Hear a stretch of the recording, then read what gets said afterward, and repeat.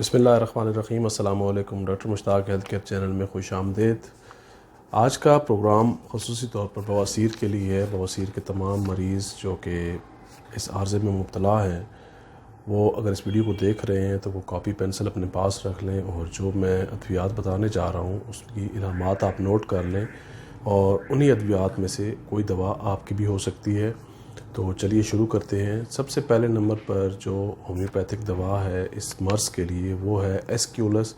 دوستو ایسکیولس ہمیشہ یاد رکھیں، اس کی چند علامات ہوتی ہیں۔ اس میں سب سے پہلے نمبر پر جو بواسیر کا پین ہوتا ہے وہ بڑا شدید قسم کا ہوتا ہے، اور پین کی نوعیت اس طرح کی ہوتی ہے جیسے کہ مقد میں لکڑیاں چبھی ہوئی ہوں، چھوٹے چھوٹے لکڑیوں کے پیسز ہوں، چبھے ہوئے ہوں، اور ان کا جو درد ہوتا ہے اس طرح کی درد کی فیلنگز آتی ہیں۔ اس کے ساتھ ساتھ ایسکیولس میں کمر درد پایا جاتا ہے، اور یہ کمر درد جو ہے یہ نیچے ٹانگوں تک جاتا ہے، یعنی کہ جو بالکل لوئر بیک ہوتی ہے وہاں پہ اس کا پین ہوتا ہے، اور مریض جو ہے وہ زیادہ دیر کھڑا نہیں ہو سکتا، چلنے سے بھی اس کو تکلیف ہوتی ہے۔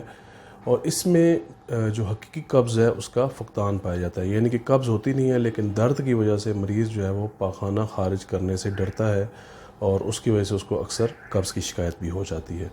دوسرے نمبر پر جو دوا ہے وہ دوا ہے کولنسونیا، اور اس کا سب سے زیادہ استعمال جو ہے وہ اکثر حاملہ عورتوں میں ہوتا ہے۔ حاملہ عورتوں کو اگر بواسیر کی شکایت ہو جائے تو اس کے لیے یہ ایک بہت ہی زبردست ہومیوپیتھک دوا ہے۔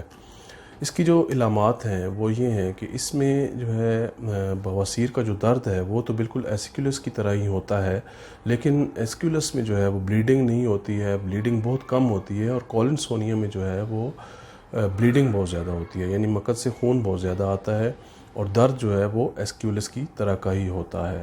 اور اس کے ساتھ ساتھ یہ زیادہ تر حاملہ عورتوں میں استعمال ہوتی ہے۔ اور اس کے علاوہ اس کی ایک اور علامت یہ ہے کہ اس میں قبض جو ہے وہ بہت شدید پائی جاتی ہے۔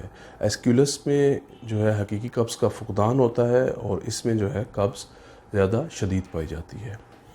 اس کے بعد جو تیسرے نمبر پر ہماری دوا ہے وہ ہیمامیلس ہے۔ ہیمامیلس کو آپ اس حوالے سے یاد رکھیں کہ جہاں پہ بھی سیاہی مائل خون کا اخراج ہوگا وہاں پہ پہلے نمبر پر ہیمامیلس دوا آئے گی۔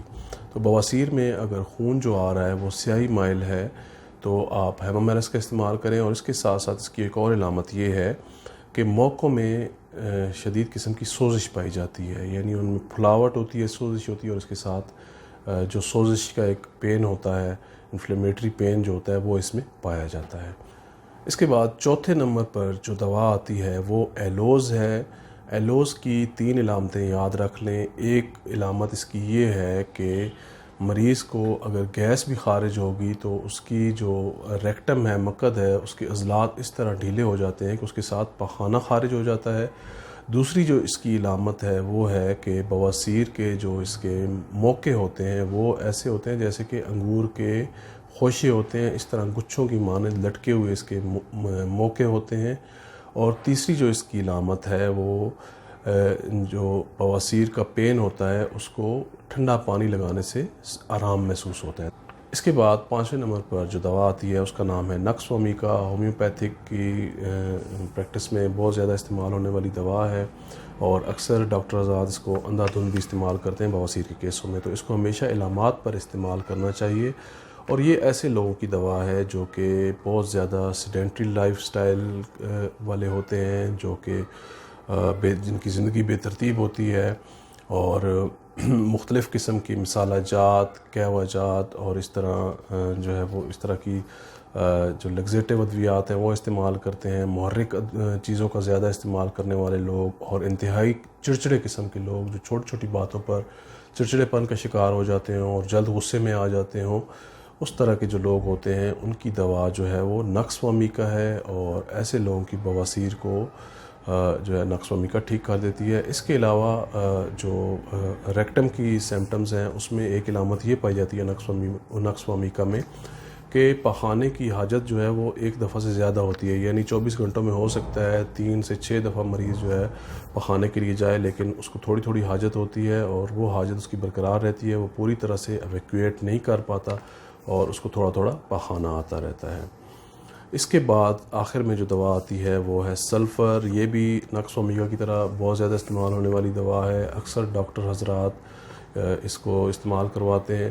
صبح کے ٹائم پہ سلفر دے دیتے ہیں اور شام کو نقص دے دیتے ہیں. لیکن یہ بات ہمیشہ یاد رکھیں کہ ہومیوپیتھی میں اگر کلی شفا حاصل کرنی ہو تو ادویات کا جو استعمال ہے وہ علامات پر ہی کرنا چاہیے، اور جو علامات ملیں اسی پر دوا کو استعمال کروانا چاہیے. تو سلفر کی جو علامت ہے وہ بڑی صاف ستھری علامات ہے. اس میں آپ ایک لفظ کو یاد رکھ لیں، وہ ہے برننگ، یعنی کہ جلن. اگر بہت زیادہ جلن پائی جاتی ہے، چاہے وہ ریکٹم میں ہے، مقد میں جلن محسوس ہو رہی ہے یا جسم کے کسی اور حصے میں اس کے ساتھ محسوس ہو رہی ہے، تو آپ کو سلفر کو استعمال کریں. سلفر کے مریض کی جو مخصوص علامات ہیں وہ یہ ہیں کہ رات کے ٹائم پر اس کے پاؤں میں جلن ہوتی ہے اور سر کی چوٹی میں بھی جلن ہوتی ہے. اس کے علاوہ صبح 11 بجے سے لے کے 12 بجے تک کا جو ٹائم ہوتا ہے، اس میں مریض کو شدید بھوک لگتی ہے اور مریض کا جو ہے وہ معدہ جو ہے وہاں پہ اس کو ڈوبنے کا احساس ہوتا ہے اور اسے لگتا ہے کہ اگر میں نے کچھ نہ کھایا تو میں فینٹ ہو جاؤں گا. اس کے علاوہ بواسیر کے موقع ہوں یا موقع نہ بھی ہوں تو اس کے ساتھ جلن لازمی پائی جاتی ہے، اور وہ جلن اس طرح ہوتی ہے جیسے کہ آگ کی جلن ہوتی ہے، اس طرح کی جلن فیل ہوتی ہے. اور اس کے ساتھ ساتھ ایک بات یہ بھی یاد رکھیں کہ اگر آپ سلفر استعمال کرتے ہیں تو اس کو آپ صبح کے ٹائم پہ استعمال کریں، اور نقص فہمی کا جو میڈیسن ہے وہ شام کے اوقات میں استعمال کرنی چاہیے.